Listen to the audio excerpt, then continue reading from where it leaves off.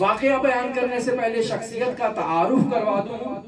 Ayatollah Mohammad Baqir Waheed बहबहानी जैसी शख्सियत, वो शख्सियत जिसे अपनी जिंदगी में इमाम ज़मा की ज़ियारत का शर्फ हासिल हुआ।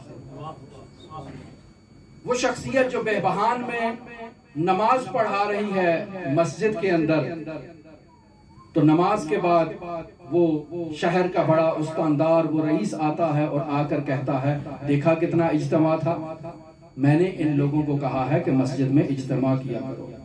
कहा अच्छा, छोड़ दी मस्जिद। कहा इस मस्जिद की मुझे अब जरूरत नहीं है। चले गए नजफ अशरफ में, और फिर नजफ अशरफ के बाद करबला मुअल्ला को अपनी सुकूनत का मकाम करार दिया।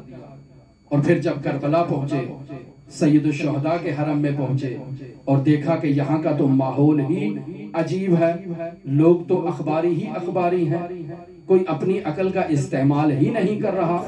आए हजरत सैयदुल शुहदा के हरम में, आवाज बुलंद की कि मैं अल्लाह की तरफ से हुज्जत लेकर आया हूँ आप लोगों के लिए। अच्छा, ये बड़ा दावा कर दिया। लोगों ने इज्तिमा कर दिया, इर्द गिर्द जमा हो गए, बताओ तुम कौन हो और क्या चाहते हो। कहा साहिब हदायत 3 दिन के लिए अपना मिंबर मेरे इख्तियार में दें और अपने शागिर्दों को कहें मेरे पास आए। 3 दिन मिंबर पर बैठे साहिब हदायत के निस्फ से ज्यादा शागिर्दों को उसूली करके करबला के हौजे में उसूल का परचम बुलंद किया। वो साहिब हदायत और वो वहीद बहबहानी दर्स पढ़ा रहे हैं।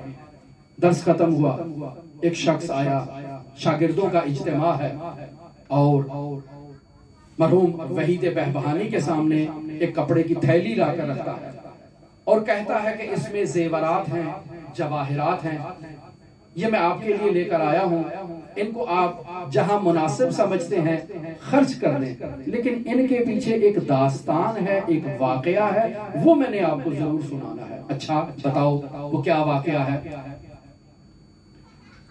कहा मैं शीरवान से ताल्लुक रखता हूं, कफकाज गया, ताजिर हूं, मालदार हूं, कफकाज में और रूस की साइड पे वहां मैंने दुकान खरीदी और मेरे दुकान के अतराफ में जो दुकानदार थे, उन्हीं दुकानदारों में से एक दुकानदार की दोशीजा बेटी, मैं उसका आशिक हो गया। रिश्ता भेजा, उन्होंने कहा कि तुम ईरान से आए हो, ईरान के लोग मुसलमान होते हैं, हम ईसाई हैं, मुसलमान को बेटी नहीं देते। आशिक है, इश्क में दीन को छोड़ दिया। आजकल लोग छोड़ देते हैं, दीन को छोड़ दिया। कहा नहीं मैं मुसलमान नहीं हूँ। किसने आपको कहा? मैं तो आप ही की तरह ईसाई हूँ। अच्छा ठीक है, हम तुम्हें बेटी देते हैं, लेकिन अगर पता चला कि तुम मुसलमान थे तो कत्ल कर देंगे। अच्छा, सारी जिंदगी इस्लाम को तर्क कर दिया, जो कुछ सीखा था जहन से निकल गया। इसने इस्लाम को सलाम किया, इस्लाम ने इसको सलाम कर दिया कि ठीक है तुझे मेरी जरूरत नहीं है, मैं भी तुझे छोड़ रहा हूं, जा तू इस ईसाई के साथ रह। अब शादी हो गई, बच्चे हो गए, जिंदगी गुजर गई, अब पछता रहा, इस्लाम को छोड़ दिया, अजीम दीन को छोड़ दिया, अजीम आइन को छोड़ दिया, अब क्या करूं?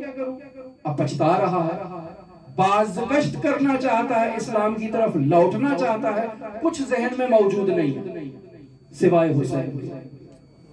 सिर्फ हुसैन को जानता, इस्लाम को नहीं जानता, नमाज नहीं आती है, रोजा नहीं आता है, ज़कात नहीं आती है, कुछ नहीं मालूम कि इस्लाम के अहकाम क्या हैं। बस इतना मालूम है कि जवानी के अय्याम में हम किसी हुसैन पर गिरिया करते थे, हुसैन पर रोते थे।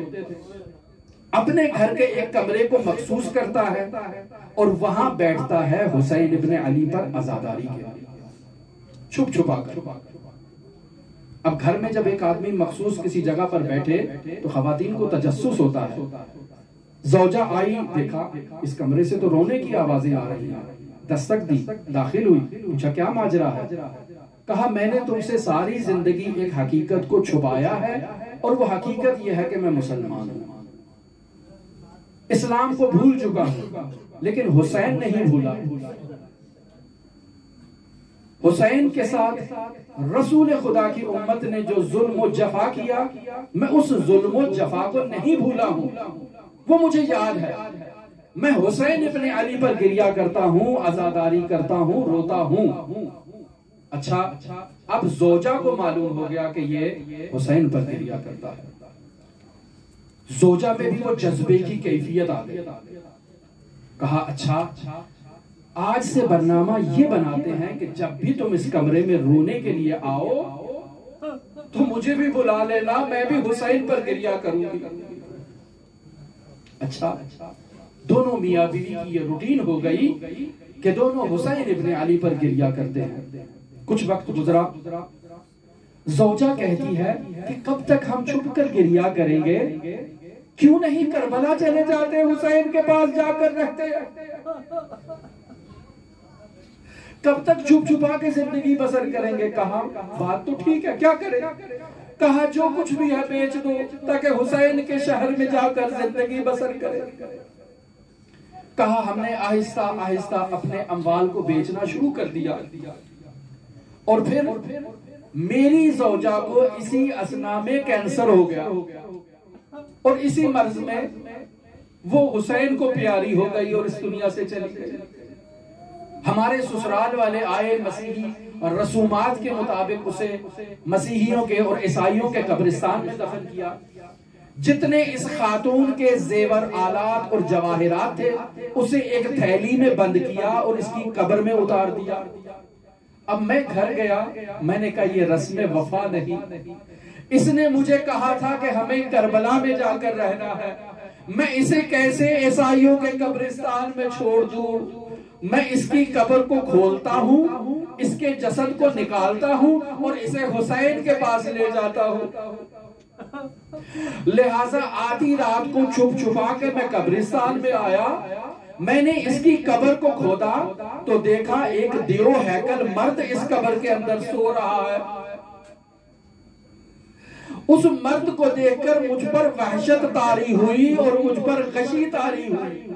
आलमे गशी में मेरी ज़ौजा आती है, पूछा ये तेरी कब्र नहीं, कहा मेरी कब्र है।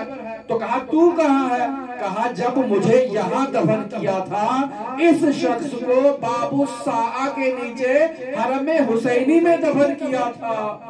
हुसैन इब्ने अली की इनायत मुझे शामिल हुई, मुझे वहां ले जाया गया, उसे यहाँ लाया गया। अब मैं हुसैन इब्ने अली के हरम में मौजूद हूँ, मुझे वहां तलाश करना, फला जगह पर मेरी कब्र है, मैं यहाँ नहीं रहती हूँ। अच्छा, ये शख्स अपनी ज़ौजा के पीछे जाता है, बाबू साआ के नीचे जहां निशान बताया था उस कब्र की निशानदही करता है, इजाजत तलब करता है कि मैं इस कब्र को खोदना चाहता हूँ।